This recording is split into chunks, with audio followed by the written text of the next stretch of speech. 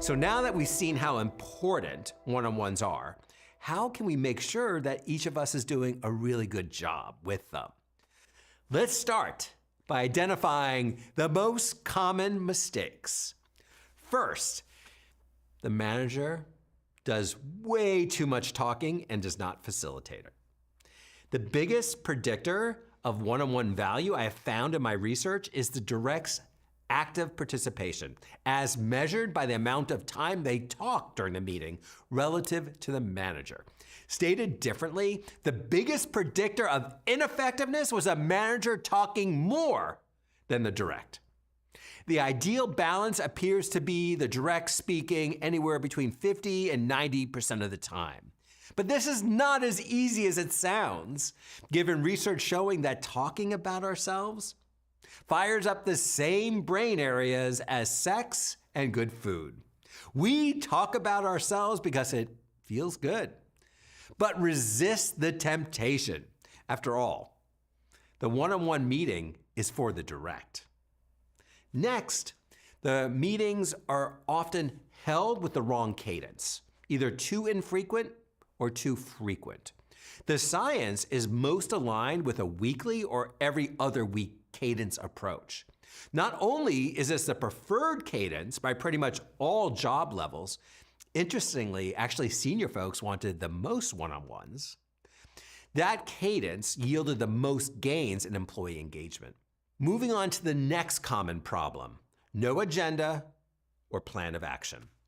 The research shows that having an agenda, which appears to happen around 50% of the time based on my data, created in advance or even at the beginning of the meeting itself, was indeed associated with more positive ratings of one-on-one meeting value. Interestingly, one-on-one value ratings were highest when the agenda was created jointly or solely by the direct, and lowest when the agenda was created solely by the manager.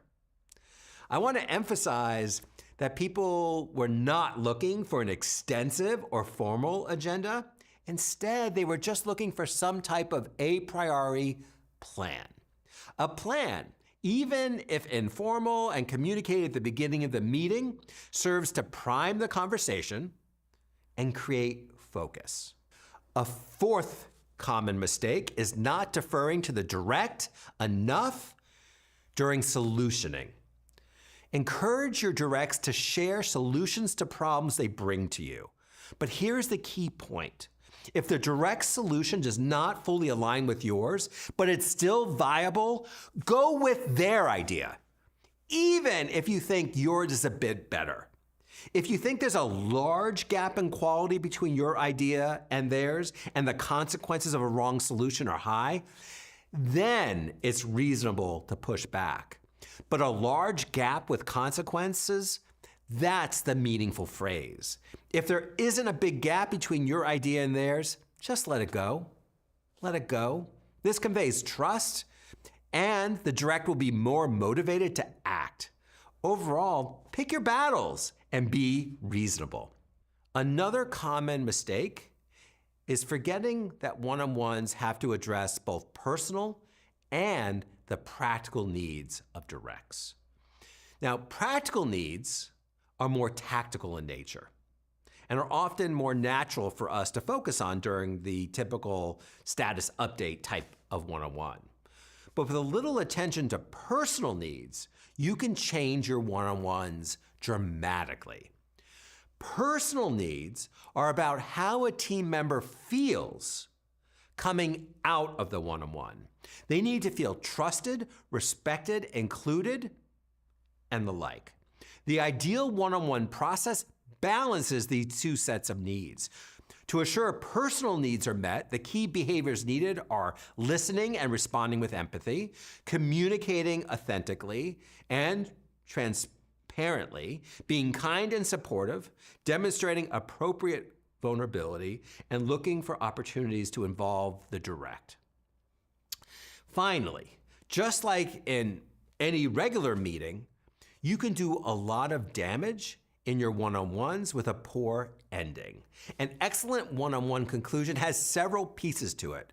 Be sure takeaways, commitments, timelines, and action steps are clear for both parties, including how you will support next steps.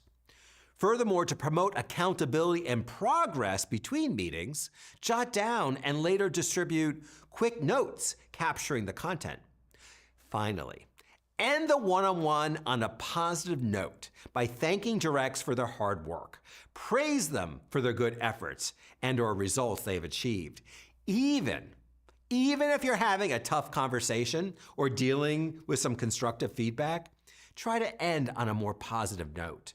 Ending on a positive will leave you both feeling more motivated and optimistic rather than stressed and drained.